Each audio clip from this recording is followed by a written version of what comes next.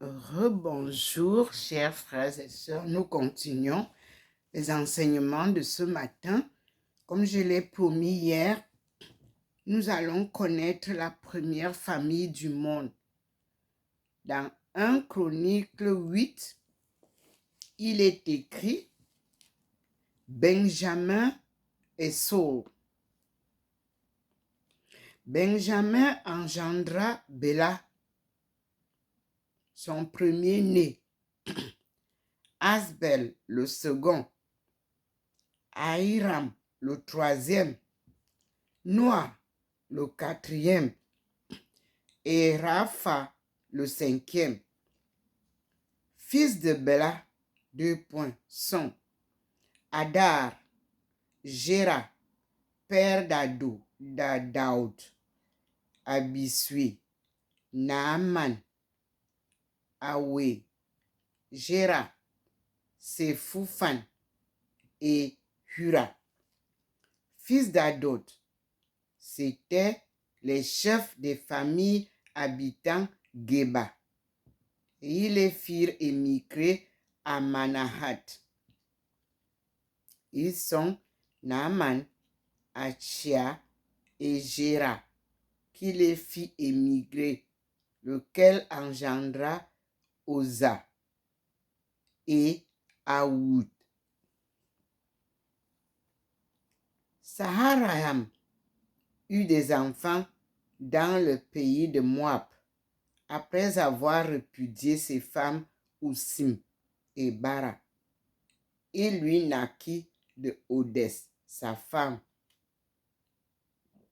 Jobab, Sébia, Mesa, Malcolm, Yeus, Séchia et Marma, qui sont des fils chefs de famille de Oussim. Il eut Abitop et Elpha, fils d'Elpha, Héber, Missam et Saman, et bâtit Ono, Lod et les villes qui en dépendent. Béria et Sama, chefs de famille, habitant à Jalon, mirent en fuite les habitants de Gath, Ayo, Seka, Jérimo, Abadia, Arod, Héber, Michaël, Jepha et Joad étaient les fils de Béria. Zebada, Mesulam, Ezéti, Héber, Jézamari, Jéslia et Jobab étaient fils d'Elpha. Jassim, Zékri, Zadi, Élionai, Sélétaï, Eliel, Adaïa, Baraa et Saramat étaient fils de Sémié. Ses femmes, Héber, Eliel, Abdon, Zékri, Anan, Anania, Elam, Anatotia, Jedaya et Phanuel étaient fils de Sisak. Samsari, Soria, Atalia, Jersia, Elia et Sécri étaient fils de Jéroam. Ce sont des chefs de famille, chefs d'après leur généalogie. Ils habitaient à Jérusalem. Pardon. Pas Jérusalem d'aujourd'hui, l'ancienne Jérusalem que nous allons découvrir.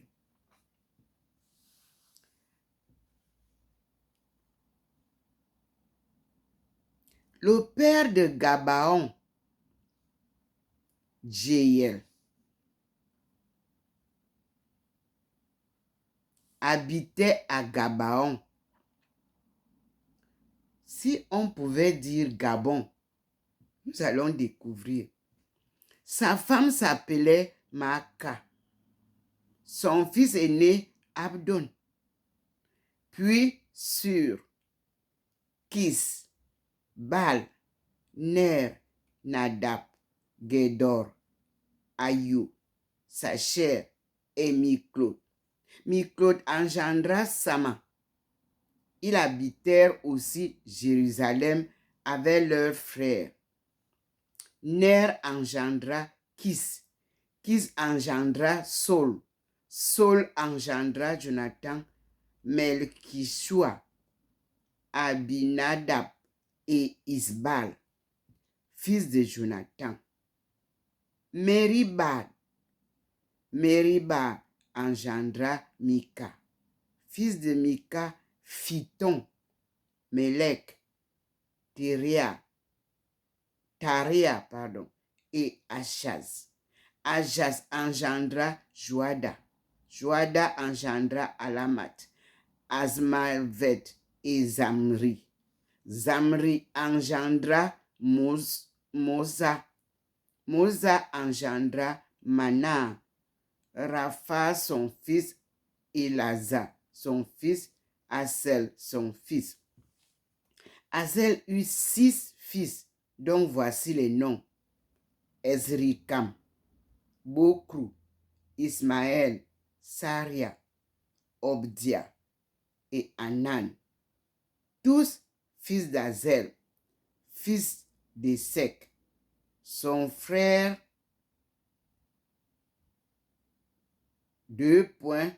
Oulam, son aîné, Jéus, le second, et Eliphalet, le troisième. Les fils d'Oulam étaient des vaillants hommes, bons archers. Ils eurent de nombreux fils et petits-fils, 150. Tous ceux-là sont descendants de Benjamin. Tout Israël est enregistré dans les généalogies. On les retrouve consignés dans le livre des rois d'Israël. Jérusalem, un petit sous-titre. 1 Chronique 9. On a fini avec 1 Chronique 8. 9 maintenant. Puis Juda fut déporté à Babylone à cause de ses infidélités. Les premiers habitants qui réoccupèrent leurs possessions et leurs villes étaient des Israélites, les prêtres, les Lévites et les Adonais. À Jérusalem habitèrent des fils de Juda, de Benjamin, d'Éphraïm et de Manassé. Parmi les fils de Juda, Othéi, fils d'Amiut, fils d'Omri, fils d'Imri, fils de Bani, descendant de Pharès, fils de Juda. Parmi les Sélanites, Asaïa, l'aîné, et ses fils. Parmi les fils de Zara, Jéuel et ses frères, 690 en tout. Parmi les fils de Benjamin, prenez bien note de cette partie. Parmi les fils de Benjamin, 2 points. Salo, fils de Mesoulam, fils d'Odia, fils d'Assanoua, Jabania, fils de Jéroam, Ela, fils d'Ozi, fils de Mikri, Mesoulam, fils de Saphatia, fils de Rawel, fils de Jébania, avec leurs frères selon leur génération. Ils étaient 956. Tous chefs de famille selon leur maison, patriarcal. Notez bien ça. Parmi les prêtres, Jedaïa, Joarim, Jakin, Azaria, fils d'Elxia, fils de Mesulam, fils de Sadok, fils de Meriaout, fils d'Achitop, fils de la maison de Dieu, chef de la maison de Dieu, Adaïa, fils de Jéroam, fils de Fassour, fils de Melchia, Maasaya, fils d'Adiel, fils de Jezra, fils de Mesulam, fils de Mesilémite, fils de Mer, eux et leurs frères, chefs de leur maison patriarcale. Un total de 1760 vaillants hommes occupés au service de la maison de Dieu. Les fils de Benjamin occupés au service de la maison de Dieu.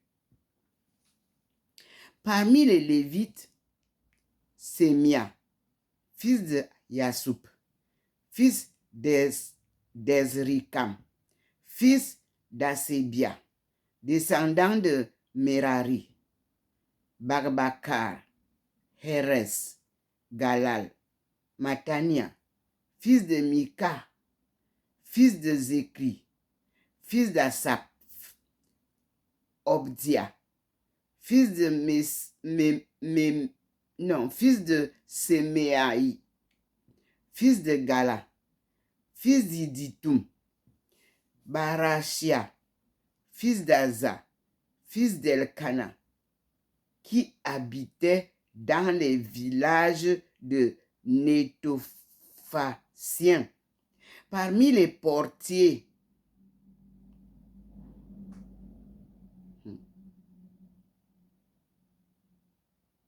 Saloum, Akoup, Talmon, Aïman et leurs frères.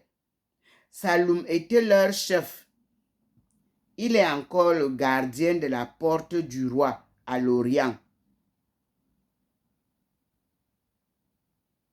Le gardien de la porte du roi à l'Orient. Cherchez à comprendre la porte du roi dans Ézéchiel 46, 1 à 8. Ce sont là les portiers pour le camp des Lévites. Saloum, fils de Coré, fils d'Abiasap, fils de Coré et ses frères, les Cohérites de la maison de son père, remplissaient les fonctions de gardiens des portes de la tente. Leur père avait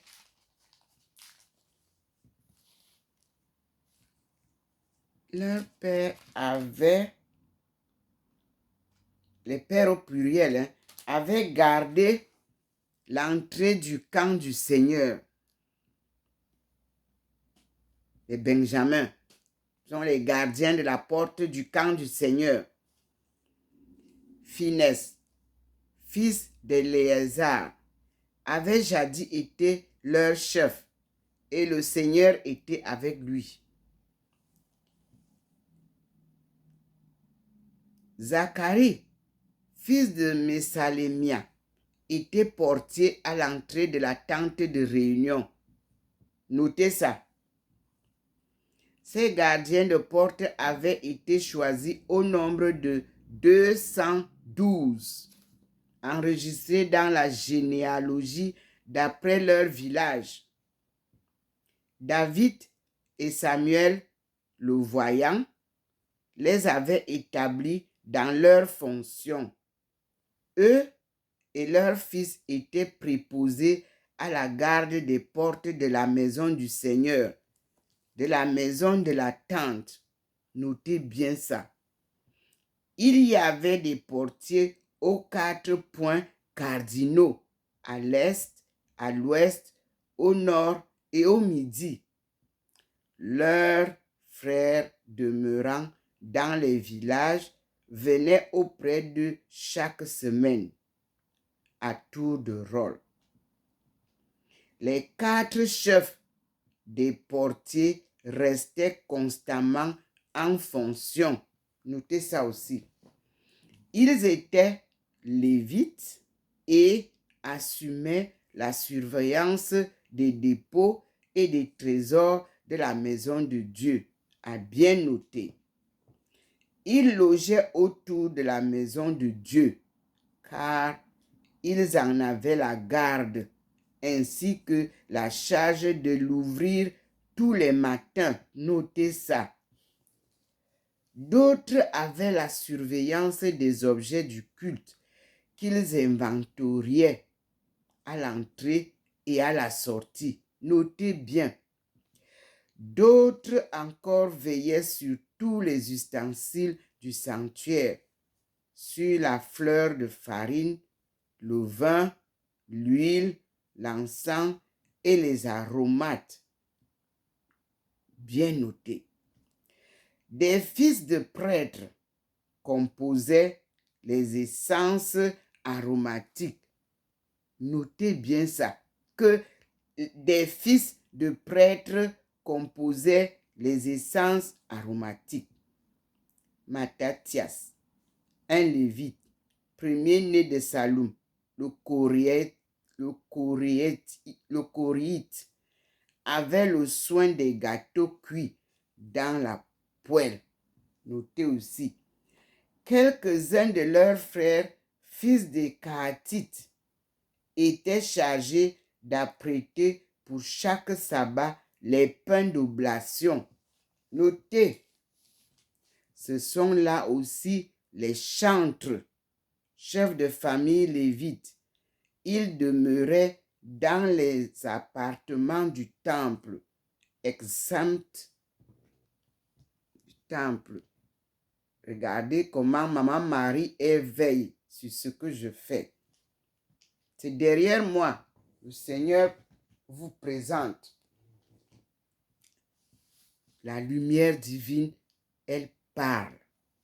Elle nous enseigne. Elle nous guide. Excusez-moi de ces passages-là. Je reprends. Ce sont là aussi les chantres, chefs de famille lévitiques.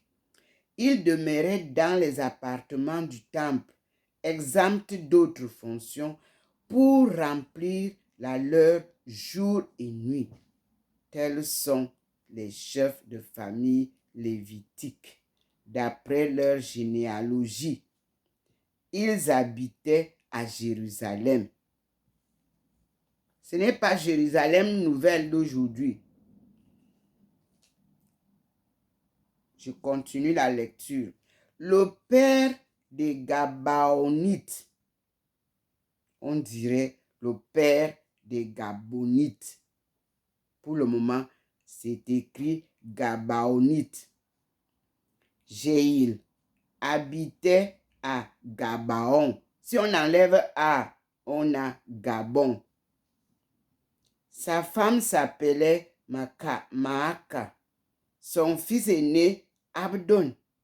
Puis sur Kis, Bal, Ner, Nadab, Gedor, Ayou, Zachari et Miklot. Miklot engendra Samam.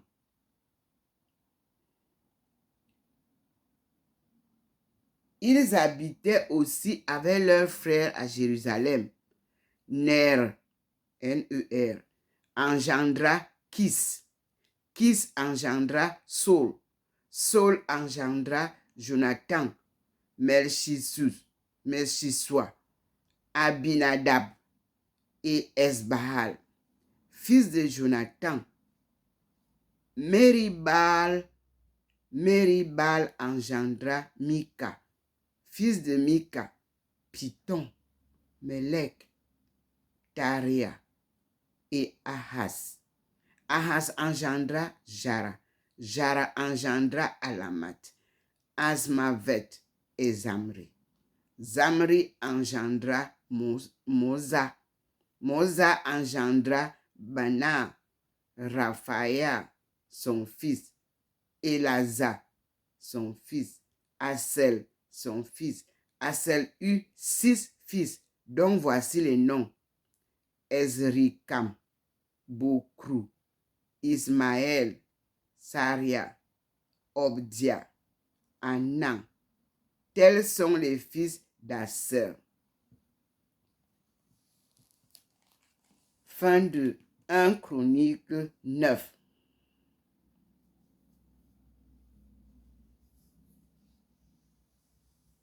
Après, nous allons voir le règne de David.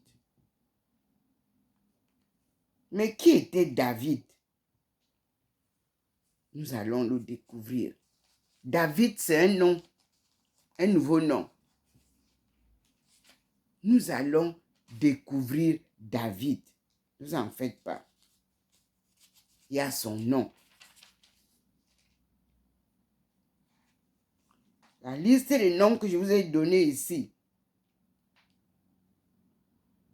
sont des noms qui ont été un peu changés. Nous n'avons pas l'ancien livre, c'est-à-dire la première Bible de nos aïeux. Parce que qu'est-ce que c'est que la Bible? Nos aïeux notaient dans leur Bible tous les événements de leur vie. Donc, nous allons redécouvrir, ne vous en faites pas. Nous sommes avec Dieu. Il a décidé de nous ouvrir les portes cadenassées. Les cadenassées là. Les portes qui nous ferment les archives. Il décide d'ouvrir ça lui-même. Et il va nous apprendre ce qu'on ne nous a pas appris. Donc, soyez rassurés. Parce que quand on lit Chronique 3, 5, la généalogie du Christ, on va aller voir. Genèse 3, on parle de la descendance de David. Je vous dis que Dieu est venu pour nous enseigner. Donc, nous allons découvrir tout. 33 ans de règne de David. 33 ans de règne de Jésus. Nous allons découvrir.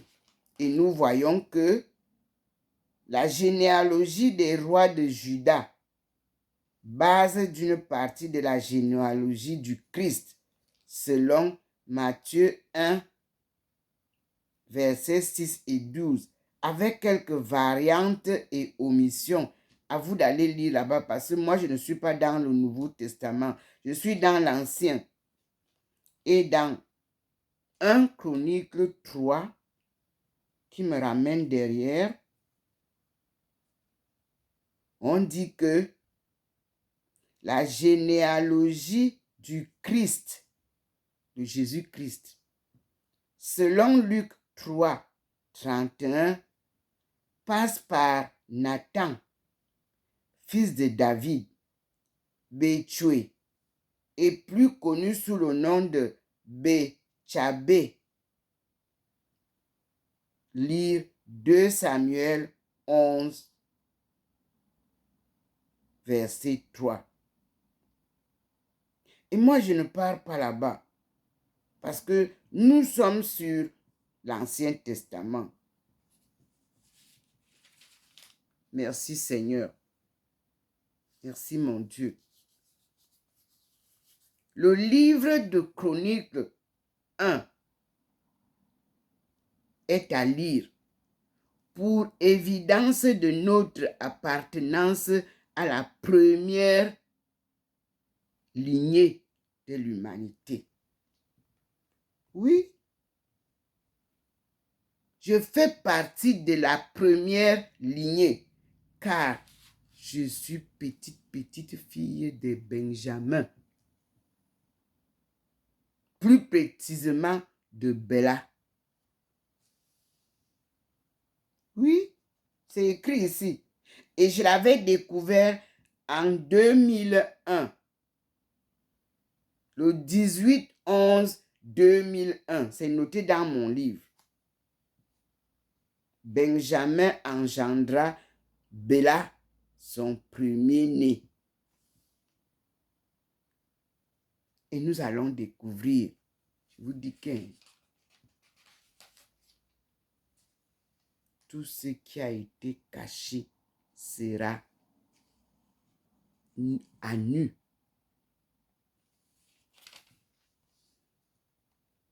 Parce que nous avons ici les fils de Ruben, les Gadites, les demi-tribus de Manassé. On va tout voir. Dieu a décidé de nous enseigner. Et nous allons voir la descendance de David. Je vous dis que... Et nous allons comprendre quel est le nom même de David. David ne s'appelait pas David. Et ici, dans le registre de généalogie, que je vais faire une autre vidéo, nous allons voir d'Adam à Israël. On va retrouver Enoch et tout. Merci Seigneur. Soyez bénis mes frères et sœurs. Remercions le Seigneur. Regardez comment maman Marie est derrière moi. Regardez les signes du Seigneur. Sa présence à cette étude qui nous a été cachée. Nous allons découvrir. Nous allons aussi découvrir l'empire assyrien.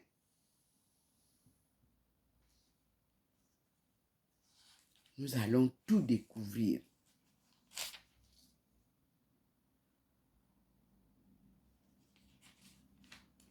Je vous ai dit que Dieu n'envoie jamais à un peuple l'enfant d'un autre peuple. Jamais. Il choisit au sein du peuple un enfant du peuple. Et je suis l'enfant descendante de Benjamin. Plus précisément de Béla. Je ne parle pas arabe. Je suis en train de vous parler français.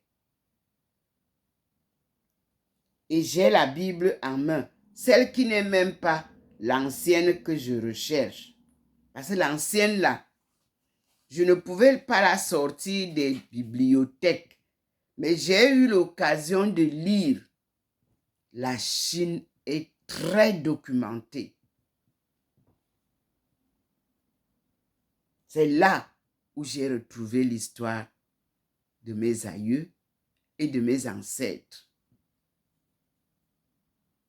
Et mes frères et sœurs chinois, frères de sang, car nous appartenons au même héritage ancestral, m'ont pris en main, ils m'ont éduqué, m'ont montré les choses, m'ont enseigné notre histoire. Je vous dis que je suis la sœur des Chinois. À partir de Tang dynastie, Ncha dynastie, la première dynastie, elle ne pouvait pas parler, elle était dans les chaînes de l'esclavage. Et ils se sont dégagés. Et Tang dynastie nous retrace tout. C'est là où commencera mon premier livre, mon deuxième livre, pardon. Je vais vous parler de l'histoire de l'Afrique. Dont je peux vous parler sans livre. Parce que eux, ils m'ont appris à mémoriser les faits.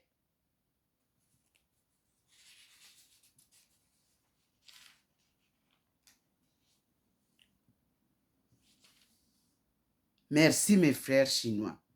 Vous perdez le temps à combattre les Chinois africains. Pour connaître votre histoire, ce sont les Chinois et les Russes qui vont vous l'apprendre. Parce que les Chinois ont été aussi très, très soutenus et guidés par les Russes. Vous voyez la situation qui flotte devant vos yeux que vous ne comprenez pas là. Moi, pour comprendre notre histoire, il fallait que je suive pas à pas mes frères chinois. Comme l'avait dit William et Burgard Dubois, dont l'histoire m'a révélé nos liens de sang. En lisant son anniversaire qu'il a fêté à l'université de Beijing, dont le président de l'université était le président de la défense de notre thèse en doctorat. Oui. Sa dernière question a guidé ma marche de postdoc. Il m'a posé la question de savoir, à ton avis, quel est le pays de l'Afrique subsaharienne que tu penses que, si elle n'est pas développée, ou alors sera le premier à être bien développé et alors suivi par les autres. C'est-à-dire le leadership. Je lui ai dit, mais bien sûr, le Cameroun. Il m'a demandé de détailler pourquoi j'ai choisi le Cameroun. Et je vous dis que mon explication a fait des applaudissements qui ont duré au moins 2 minutes. J'ai dit que l'Afrique subsaharienne, pour qu'elle se développe, elle va suivre le leadership du Cameroun. Car le Cameroun est le berceau de l'humanité. En même temps, le berceau de mes aïeux et de mes ancêtres déportés dans les chaînes d'esclavage qui nous ont rendus ignorants de notre histoire. Si le Cameroun retrouve sa souveraineté, l'Afrique sera en marche à la queue leu pour sortir de son chaos. Et nous y sommes, frères et sœurs. Et j'ai expliqué, parce que je ne peux pas me mettre à tout expliquer ici. Faut tout, d'autres professeurs posent des questions pour accompagner les questions que le président vient de poser pour clôturer le débat. Rien que les applaudissements vous signalent déjà que oui, j'aurai mon doctorat. En Chine, c'est la compétition du meilleur. C'est comme ça.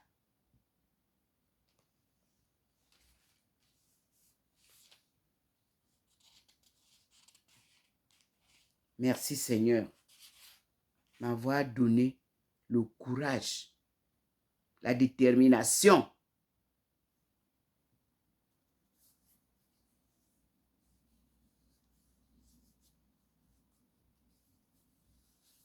pour terminer en beauté ce que nous voyons à l'horizon. Nous avons un programme qui est bien planifié et que personne ne peut changer. Ceux qui veulent nous ramener en 2063, vous perdez le temps. Parce que vous allez vous retrouver avec nous en 2030 et en 2035. Il n'y aura plus rien à faire en 2063. L'Afrique sera déjà en route avec son émergence en main. C'est la prophétie que je maintiens avec l'aide de Dieu. Je signe et je contresigne L'Afrique sort de son chaos à partir de 2030. On appelle ça décollage socio-économique. Pour émerger en 2035, comme l'avait dit le président Paul Biya, leader prophétisé en Chine en 1995. Toutes les barrières ne servent à rien. Vous perdez du temps. Dieu est descendu parce que les derniers pas d'une course sont très difficiles et nous sommes au dernier pas. Et vous voyez vous-même la visitation du Seigneur chez moi. Je ne connais pas utiliser Internet. Je n'ai que le téléphone en main. Et Dieu fait le reste. Devant vous. Avec moi, je ne suis qu'un outil qu'il utilise. Ce n'est pas moi qui mène la marche. C'est lui. Mais oui. C'est ça. Nous passons à la vidéo suivante pour vous montrer comment Dieu a fait vivre son peuple choisi dans les chaînes d'esclavage, dans les chaînes de la déportation. Il y en a qui ont pu survivre. C'est pour que l'histoire reste. Beaucoup sont morts, mais ceux qui ont survécu nous ont laissé des rejetons et des écrits des frères et sœurs. Quelques-uns sont venus me retrouver en Chine, 1998, 1999. C'est en ce temps-là que j'ai contacté le journaliste camerounais qui travaillait déjà à la Banque mondiale, étant aux États-Unis, pour que lui, étant sur place, puisse m'aider à relier la situation et voir sur place et qu'on travaille en collaboration. Ils ont fait leur cinéma. Ils sont venus avec leurs descendants. Mais ils n'ont pas eu dans leur rang nos descendants. Je vous le confirme aujourd'hui. La preuve, on leur a donné Kribi. J'espère qu'ils ont beaucoup investi là-bas. Nous, on reste à Bimbia. Parce que Bimbia est la porte de non-retour. Comme m'expliquaient mes frères. La porte là, eux, ils ne connaissaient plus où c'était. Puisqu'on les amène, on les sortait de Bimbia, appelé avant Victoria, qu'on a changé le nom, on a mis Limbe, pour brouiller les cartes. Je réitère ma demande au président de la République, père de la nation, Victoria. S'il te plaît, papa, redonne à Limbe le nom de Victoria. S'il te plaît, papa, je réitère ma demande que l'hymne national original que nos aïeux ont, eux, sans être des académiciens, ont pondu avec la sagesse traditionnelle de chez nous. Papa, s'il te plaît, les deux choses-là, j'en ai besoin pour bien montrer au peuple comment les choses ont été corrompues pour nous faire rester dans l'ignorance. Voici la Bible que Dieu vient nous enseigner. Papa, s'il te plaît. Et je réitère ma demande à l'Église catholique. Mais papa, évêque, archevêque, prêtre, allez faire la fouille. Ephoc était le début de la Bible. Parce que Monseigneur Graffin a bien précisé que dans sa grammaire en langue Ewondo, que les langues Boulou et Wondo, Fan, puisent leurs origines dans la codification de la langue Iton. Moi, j'ai retrouvé ça en Chine. J'ai pioché, j'ai vu l'écriture et j'ai publié déjà. Je vous dis que ce n'est pas parce que je suis Ndomo ou que parce que je suis Eton que je vous le dis. C'est écrit noir et blanc. Et je vous ai dit que ma langue maternelle ne s'appelle pas Eton, elle s'appelle Ndomo. Moi aussi, j'ai découvert. Et je m'appelle Ndomo. Mais c'est un patriarche qui m'a donné mon nom avant la naissance. Vous ne voyez pas que ça rejoint les histoires d'Isaïe qui nous parle ici que c'est du ventre de sa mère. Je vous dis que l'histoire de Dieu n'a pas, il n'y a pas moyen de tricher. Et je vous ai annoncé que c'était gardé à Tombouctou. Et dès que j'ai annoncé, on a cassé Tombouctou. Mais ce qui est, c'est que même si on casse Tombouctou, les traces dans les autres musées du monde restent présentes. Vous ne pouvez pas aller casser en Chine, ni au Japon. Parce que le japonais vous dit que pour être un vrai japonais, il faut que le sang noir coule de ses veines. Et c'est pour ça que l'écriture japonaise est aussi proche de notre écriture. Bikan. Vous qui parlez des écans, suivez d'où vient le nom d'Ikan. Ikan, pictogramme. Bikan, les pictogrammes. Était quand bibouk? Non. Était quand? Vos pictogrammes. Était-il bibouk? La langue Eton est une langue mystérieuse. Une langue sacrée qui a été enseignée à Adam et Ève, dont les noms vous montrent le lien avec la langue Eton. Adam, du néant. Il veut Ève. Il veut intervenir. Voilà. Étudiants camerounais, étudiants africains. Il n'y avait qu'une seule langue au monde, pas deux.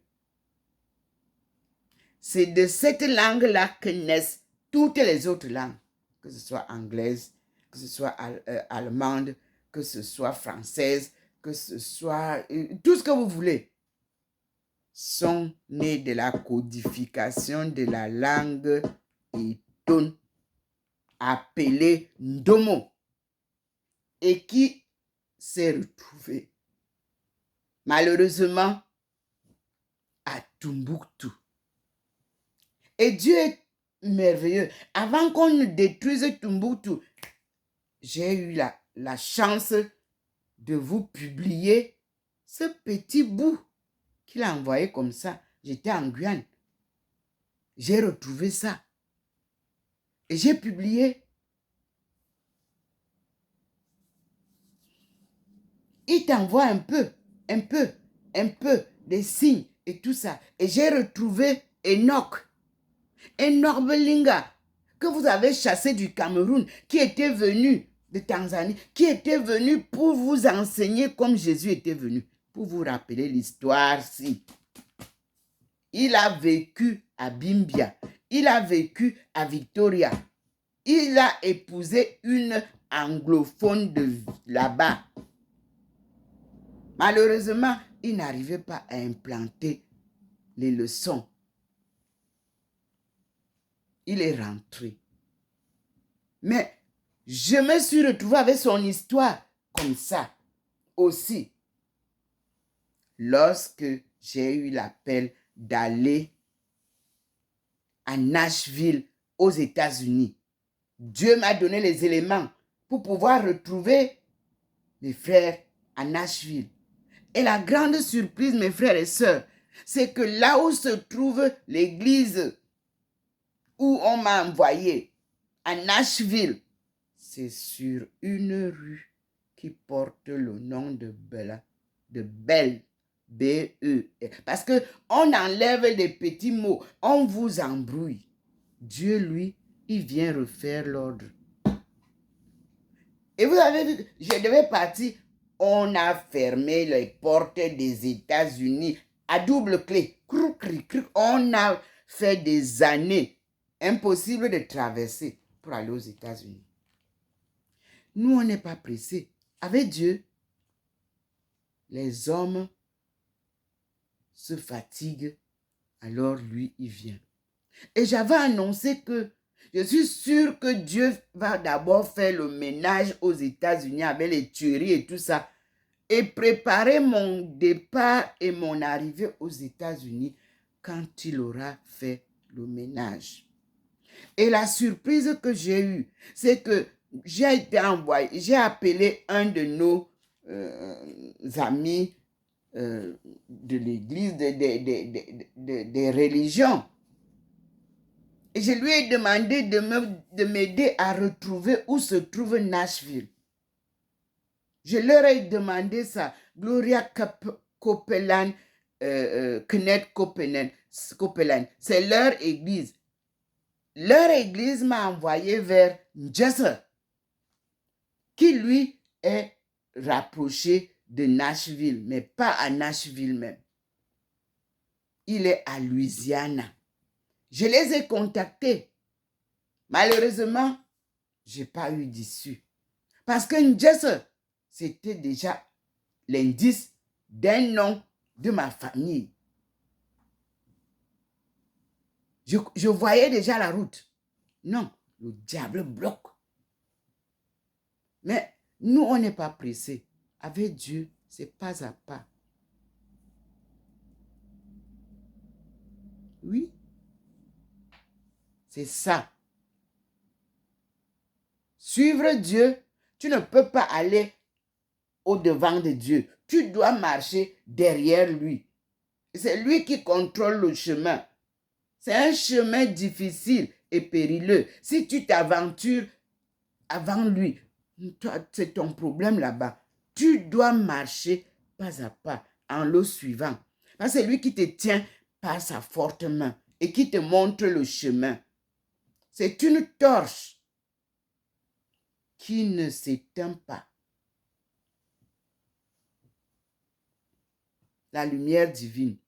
Depuis le 10 août 1985, quand sa voix a tonné au fond de la lumière, « Femme, lève-toi, un devoir t'attend. Va et dis aux femmes de ton peuple que le redressement de la cellule familiale incombe à la femme. » C'était à la cité des Palmiers de Douala, au Cameroun, mon pays natal, avant de sortir.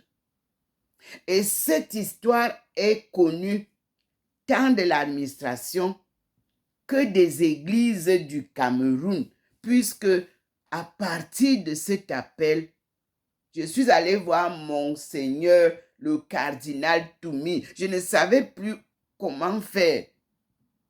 Je suis allé voir le ministre de la condition féminine. Elle a dit peut-être il faut qu'on crée des structures dans les maisons des femmes. On a développé les maisons des femmes. Mais vous savez, l'homme camerounais est difficile à gérer. Tout le monde veut les honneurs. Et moi, je venais avec la simplicité. Non, je n'étais pas la femme il me fallait être la femme orgueilleuse, la femme pourtant avec Dieu. Mes frères, il te ramène à zéro pour que tu sois nul pour le suivre. Et j'ai obéi à la lettre. J'avais tous les honneurs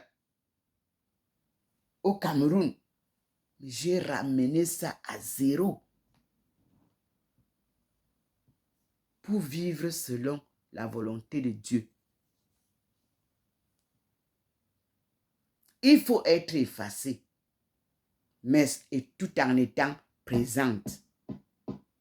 La preuve, allez voir la procession que nous avons organisée avec Monseigneur Ouonmimboué sur ordre de Monseigneur Jean Zoua, à la demande de mon cardinal Toumi, qui avait eu le message qui lui a été envoyé par moi en vision par Maman Marie.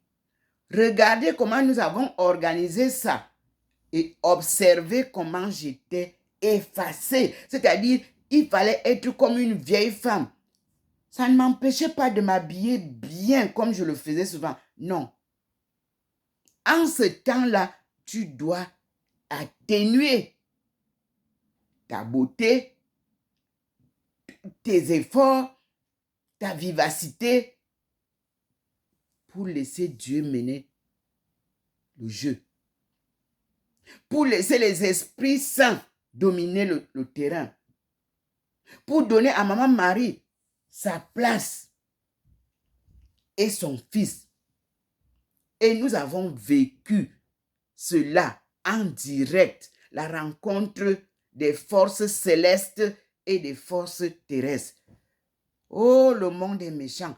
Comment on peut enlever cet événement des annales de Nsimalène pour nous parler de Nsimalène dans une coquille vide?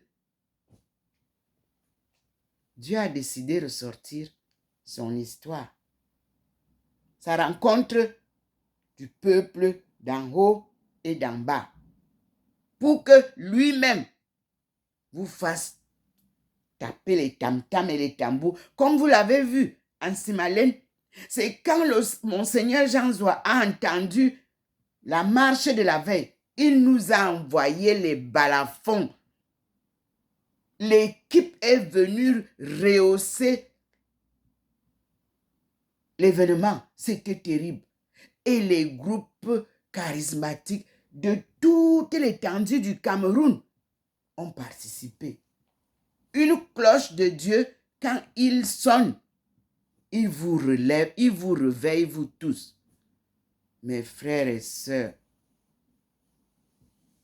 nous avons encore l'anniversaire de Maman Marie en septembre. Louez-la, glorifiez-la. C'est notre Ève nouvelle. Et disons merci au Seigneur, car il aime le Cameroun et il protégera toujours le Cameroun. Alléluia. Amen. Je suis Docteur Ndomo Melingi Thérèse, servante de Dieu et son peuple choisi, qui sort du chaos pour s'élever et jouir désormais de sa souveraineté d'antan, avant la colonisation. Et je suis petite fille de ce peuple choisi. Merci à ma mère qui m'a élevée sous l'ombrage de Dieu, en me conduisant chaque matin à 5 heures à la messe à Sacré-Cœur Mokolo, où le prêtre Jean Zoua, officier, avant de devenir évêque et archevêque en Folie. Merci, papa. Je me souviens des fêtes Dieu, papa. Paix à ton âme. J'étais parmi les anges. On nous habillait comme les anges comme ça. On était posés sur les estrades là. Pour ceux qui ont vécu ces événements là, Vous aviez comme l'impression que vous-même, vous êtes déjà un ange.